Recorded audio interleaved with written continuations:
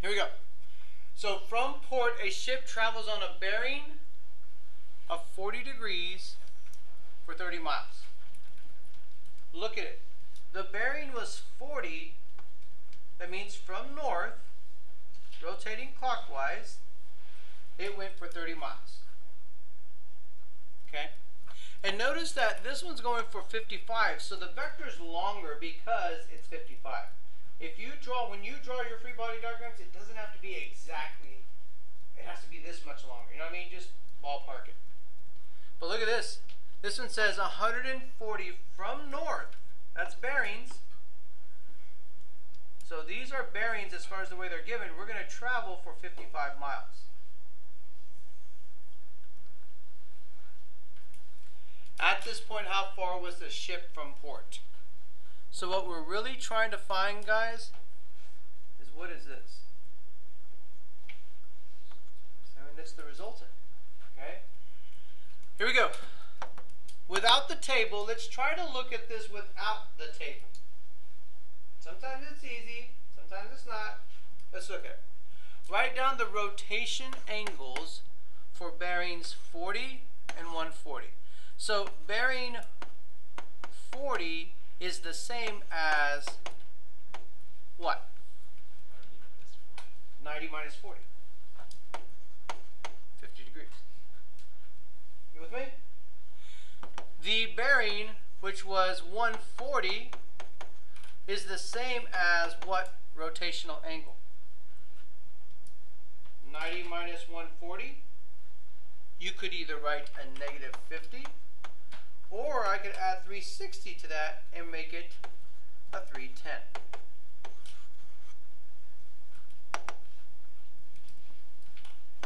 Are y'all with me? Okay. Just, I'm curious, show of hands, how many of you would prefer to put the positive one? Okay, to me, I'm the same way. That negative one feels a little weird to me for some reason. I can visualize it better with the positive. Okay, but either one will work. Write each heading as a standard position vector. Okay? What this means is if you were to do the table, write each heading as a standard position vector, it's talking about in the table, it's talking about these two places right here. You with me? All right. So let's do the first leg. The first leg is S1. Okay? And S1, the magnitude is 30. And the rotational angle, I'm going to multiply it by the cosine of what? 40 or 50? No, not 40. Not 40. You're solving this in rectangular form. You don't use bearings there. You with me? So maybe we should create the table just real quick.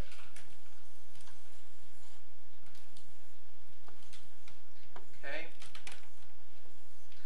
So this is big. No bearings right there.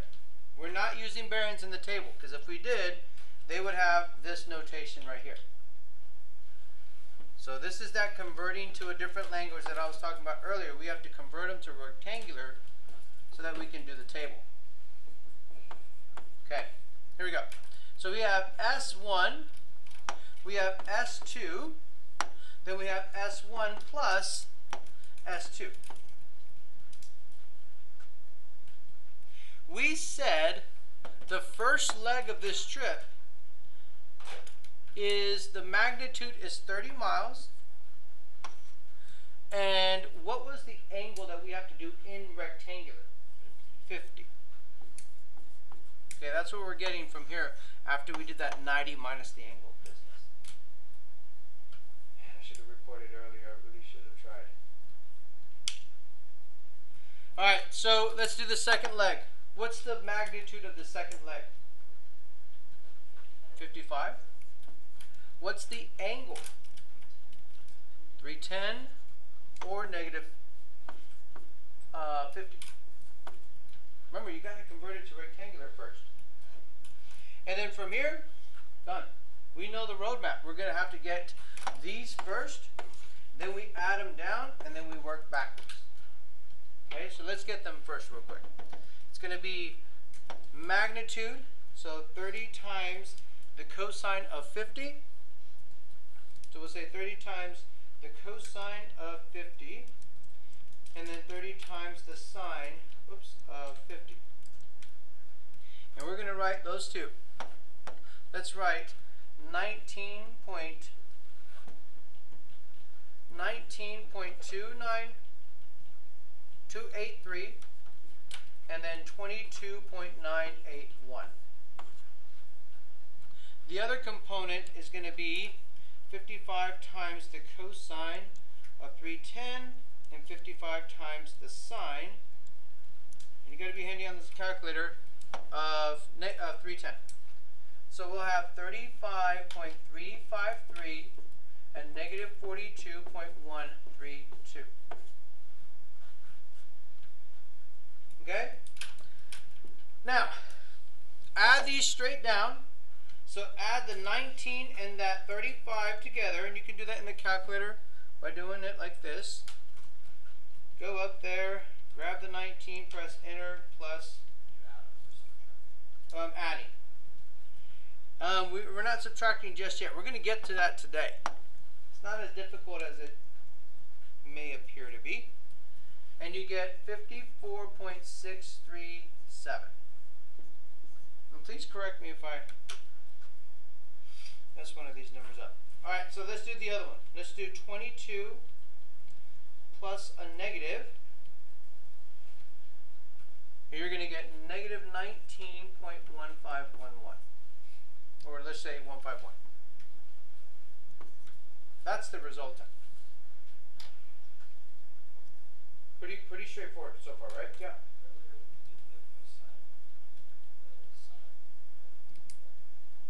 How do we do what?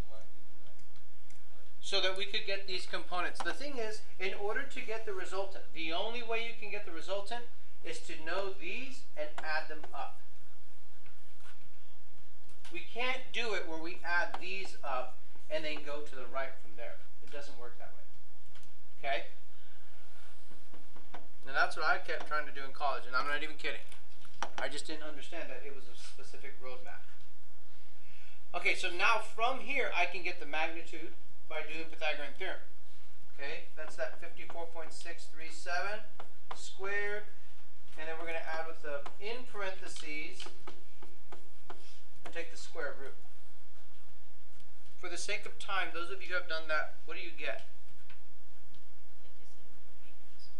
57.896. What did you, okay, so now the angle is going to be the arctangent of the y value of the resultant over the x value. Whoops, that's a 54. 54.637. So let's do this in our calculator together. The negative 19 and 54. So the arctangent control divide of negative 19 over that 54, I'm going to do it again, control C, control V, and control enter. Okay? I get this as a negative, but I'm going to look at this as a positive 19 degrees. Guys, what quadrant is this resultant right here? What quadrant is it traveling toward? Fourth. So if I were to look at this and say the fourth quadrant, this positive 19 that I'm talking about right there is going to be this angle right here to the nearest x-axis. So what's the direction? What's the easiest way to do the directional angle here? Like to answer this, what's the easier one to pick? Negative 19.317. Or I can say that it is traveling at, you go to the calculator, 360 minus that 19, 340. So you could put or 340.684 degrees. All right, here we go. For B, the answer for B are going to be these two right here. And you can can go back and look at this video. I'll put it on day 4 if you need to. What's the vector sum, guys, for C? It's the resultant. Yeah, say it loud, say it proud. There's a resultant. That's the vector sum. At the point described, how far was the ship from the port? Magnitude. The only thing that I have to make sure to write down is what? Miles. So we could put 57.896 miles just to make sure we don't get counted off. All right, if another ship leaves port to meet the original ship that went, what bearing should that other one go? So here we go. The ship went here and then here. But we're saying, what if there was a different ship that went just straight where the resultant was? So the second ship just went straight here. And we're trying to find the bearing. What I'm asking for is from the North Star to that angle that that ship is going to travel, how many degrees is that? Do y'all see what I'm saying? What would y'all do to get it? 90 minus. No. 90 plus. It'll be 90 plus that. Oh, I see what you were saying. I see what you were saying. Yeah. You see what he was saying? He was still using the equation that works both ways. He was saying 90 minus this. And if you subtract a negative, you're going to add that 19. And it still works. My mistake. So what do y'all get whenever you add them? 100 and what? Just 109? Oh yeah, duh. 109.317 degrees. What are y'all thinking? Good stuff? Okay, so that one right there, I would give that probably about an 8 level of difficulty. We're going to do a 9 and a 10 here in just a bit, but I want to make sure that you are good to go with what we just saw. Because right now, as of this point, all we're doing is adding vectors. The last 2 examples, we're going to subtract. And it's a little weird, but it's not that difficult at all. It's just, again, how do you approach it? Yeah. You ready? All right, here we go. We learned in the last one that S1 plus S2 is equal to, like if I add one vector and the other one, I get the resultant. You with me? We've done this now a lot. What if I subtracted this over? What would it look like this? What if I subtracted the 1 over instead? It would look like this. You with me? Here we go. What kind of problems have we been doing? We've been doing the 2 inputs that give the output. Get this. What if I give you a problem that I want you to know the output already? And you have to account for the input. Let me give you a good example. So on your texting apps, right? Whenever you're texting friends, there are games that you can play. You know that Archer game? So, I'm not even kidding. Mason from 6th period was playing with his girlfriend. And he used this math, and I'm not even kidding, used this math from the vectors that it gives as far as wind, what direction, what strength you need to pull that thing and everything. And he hasn't, let's just put it this way, he got 3 bullseyes in a row. And she's like, oh my gosh, you got good all of a sudden. And it was because he was using just the math of basic vectors. Okay? Now, don't learn it just for that game, but I'm saying there's a lot of cool application for this whenever you're still adding, but you're setting up as a subtracting vectors. Okay? You're working backwards. Here we go. An airplane needs to travel due east at 170 knots. Okay?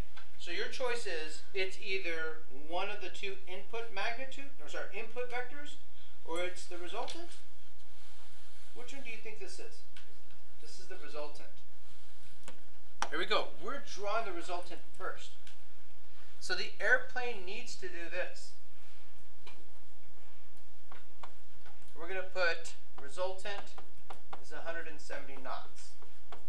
That's what we want the airplane to do. in reality. But it fights a 25 knot wind. Here we go. This is huge. Coming from the north. If you come from the north, what direction are you traveling? You're traveling south. So coming from the north, let's do a straight line, means it's going to go south.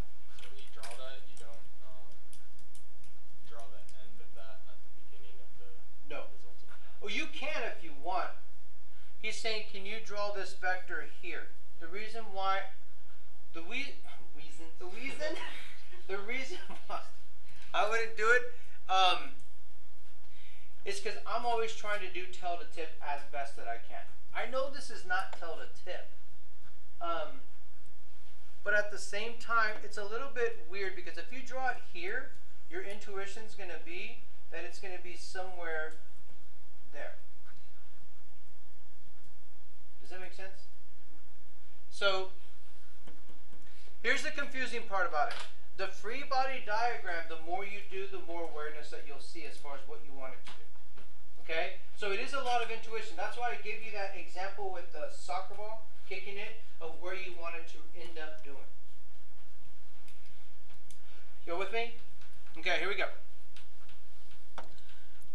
The plane must head into the wind and increase its speed. But how much faster and in what direction?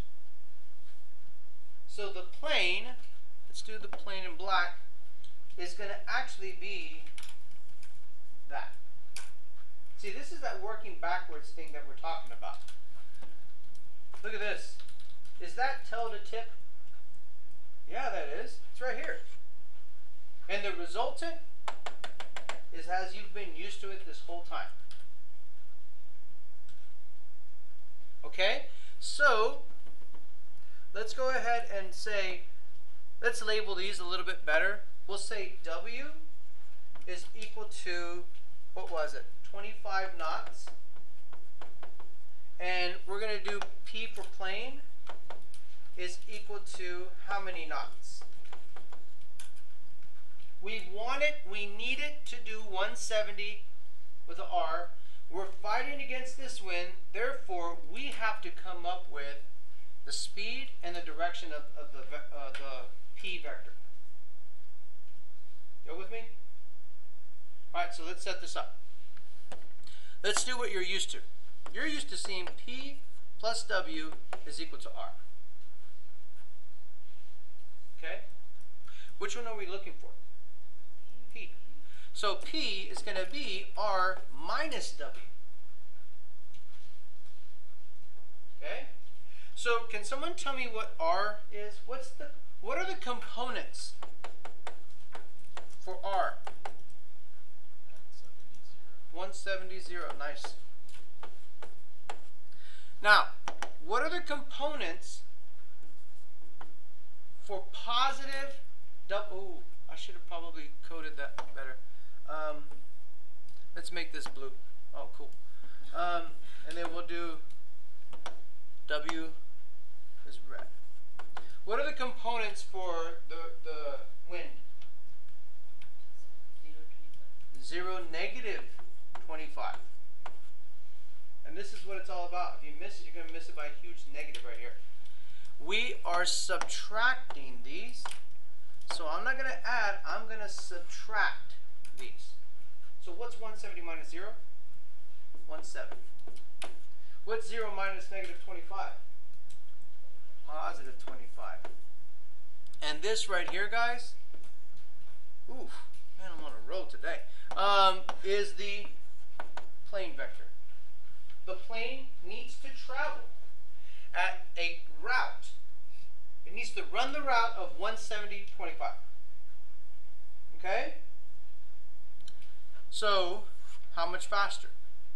What do I do to 170 and 25 to get speed? Magnitude, Pythagorean Theorem. So let's do that real quick. 170 squared plus 25 squared, take the square root. You should get that the magnitude of P, otherwise written like this, not the absolute value, don't mistake that, but the magnitude of P is going to be 171.830 knots. Let's find the direction. The direction is going to be the arctangent of y over x. Okay? And if you put that into your calculator, you do get a positive 8.37. Let's answer the questions now. How much faster does the plane have to travel? 1.830. Because we want it to do 170, but it needs to go faster just a little bit because the wind's going to be slowing it down. You with me?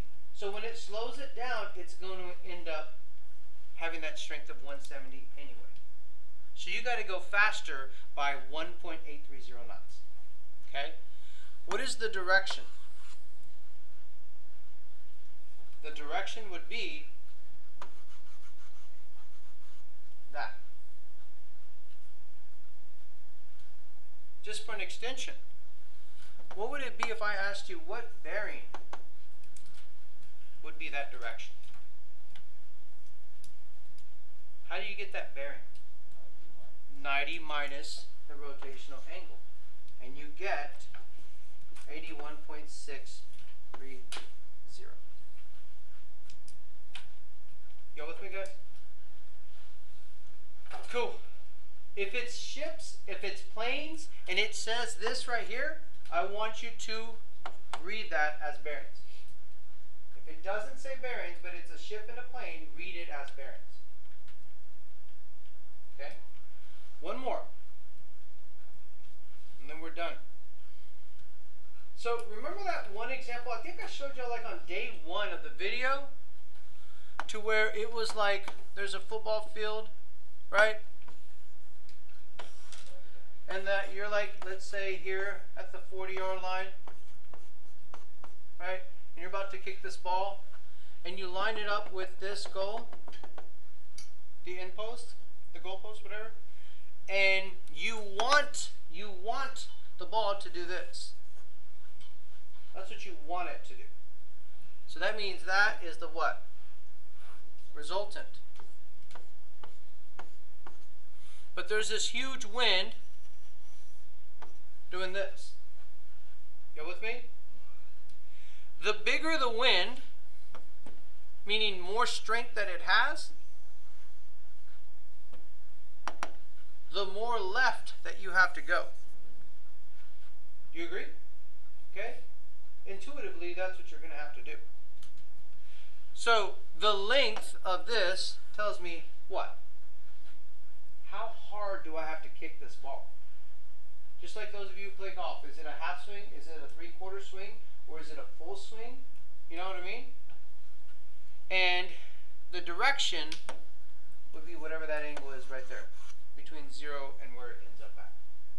Working backwards, okay? Alright, so that's not it. That's it. This is our last one. Okay? Here we go. It's all about the free body diagram though. Can you draw the diagram? So when a golfer hits a drive, she wants the ball to travel straight ahead at 50 miles an hour. What is this vector? It's the resultant. Straight ahead. So if you're straight ahead, it's going to be the resultant is 50 miles per hour. You with me? However, she will have to compensate for a wind. Let's do wind in blue this time for sky. Why not? Coming from her right at 12 miles an hour. Coming from the right. That means going left, right? So we're going to say W is 12 miles an hour. how many degrees should the golfer rotate into the wind, and how far should the golfer hit the ball in order to achieve her goal? So what we want is, we'll use black for the golfer, we want what's the strength of that vector, and in what angle do I need to hit this? Okay? Look, this is a key word right here. Which angle am I looking for? This one? Or that one? The first or second one? The second one. Because I want to know from looking forward, if I rotate, how much am I rotating? So whenever you hit the ball, you're setting up like this. I want to know how much do I rotate my shoulders in order for that wind to carry the ball. Okay? Do golfers use vectors on the course? Heck yeah, they do. Okay? The strength of the strike and also wind. All right. So, how do we start? Let's put G for golfer. The way I would start, guys, is I would say the wind plus the golfer is equal to the resultant. I'm used to that. I know the wind, but I don't know the golfer. So I would say G is my unknown. Get G by itself. Can someone tell me what R components are? What are the components? Let me do this in red. What are the components for R? 0, 50. What are the components for W?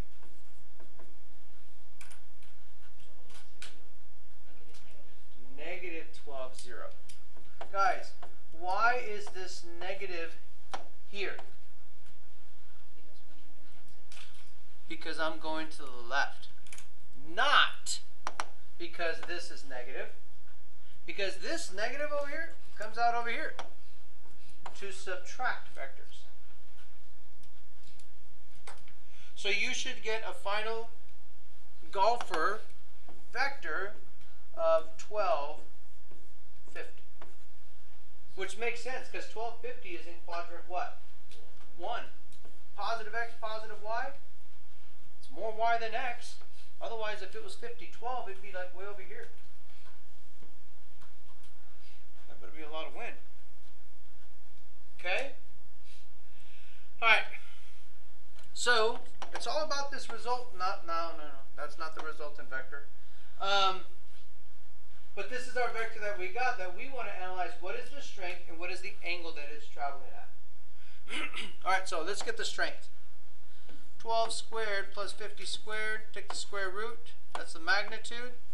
We're going to say the magnitude of G is what? What'd y'all get?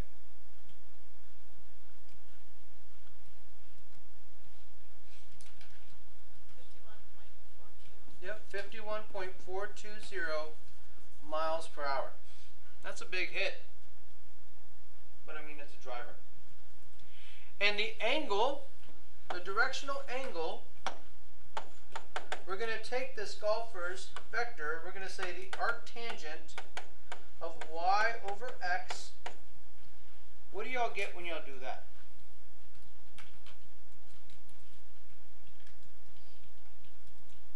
What do y'all get? Like 76.5 what? 04. 76.504 degrees. Okay, so let's answer the questions. How hard should the golfer hit the ball in order to achieve her goal? What's the answer for that, guys? 51.420 miles per hour. Yep, she has to hit it with a force of 51.420 miles per hour. Now, careful on this. How far does the golfer have to rotate? That means the golfer is here, facing straight. So if that's here, how far does the golfer have to rotate to the right in order to aim that direction?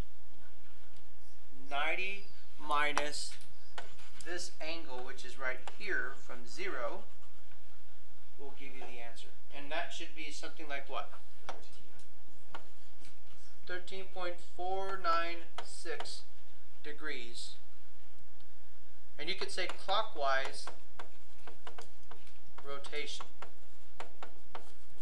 And some of you can't read clocks, no offense, just because everything's digital now.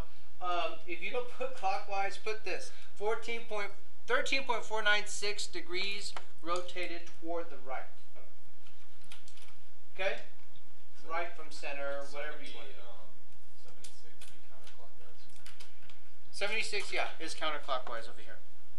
Which we know in the regular rectangular form is a positive. What do you think, guys? Pretty good. Not too bad, right? Yeah. Okay, it's all about the setup, and it's pretty good. But that was a 10. If you didn't all know, that was a 10. And if that didn't feel... So it's all about, if you are given the result, then you're going to subtract. If you're trying to... Guys, this is a really good question. Let me put it on the video real quick. If you're given the result, if you're given the desired result, you'll be subtracting the way we did these last two. But if you're trying to find the result, then you'll be adding. Make sense? Okay, cool.